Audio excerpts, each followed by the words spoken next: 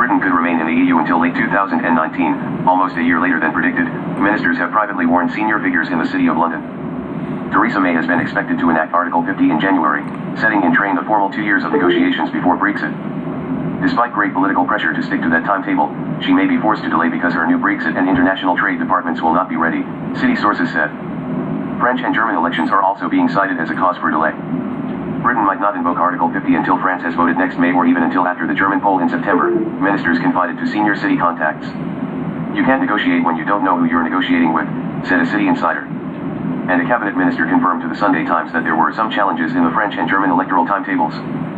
The prospect of a year's delay will anger hardline Eurosceptic Conservative MPs and Leave voters who expected a speedy Brexit. Nigel Farage, the former leader of UKIP, warned that failure to deliver on the EU referendum result and curb immigration could lead to mass demonstrations on the streets. There was a real danger that millions of people who voted for the first time in the EU referendum would be tempted to join extremists such as the English Defence League if they felt ignored, Farage said. David Davis, the Brexit secretary, and Liam Fox, the international trade secretary, indicated after May appointed them that they expected Britain to leave at the start of 2019. However, their new Whitehall departments are being set up from scratch and the situation is chaotic, said one senior city source who has spoken to ministers. Ministers are now thinking the Article 50 trigger could be delayed to autumn 2017, said another source, who had discussions with 2 senior ministers. They don't have the infrastructure for the people they need to hire. They say they don't even know the right questions to ask when they finally begin bargaining with Europe.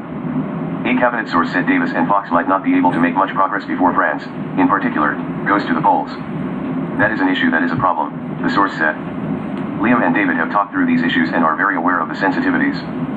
So it could be that little progress is made to start with and then you start to see it at a pace after that.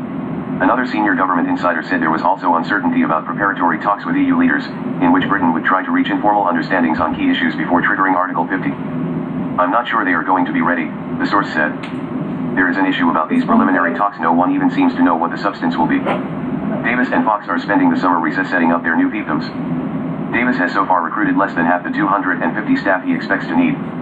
They are working in Downing Street and the Cabinet Office in Whitehall.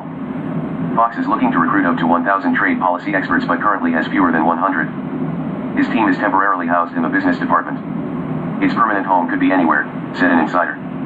He is also seeking legal advice on his department's precise room for maneuver. It can hold informal discussions with potential trade partners outside the EU but is barred from formal negotiations with them before Brexit. A Number 10 spokesman said, the Prime Minister has been clear that a top priority for this government is to deliver the decision of the British people to leave the EU and to make a success of Brexit. The PM has set out the government's position on Article 50 and has established a new department dedicated to taking forward the negotiations.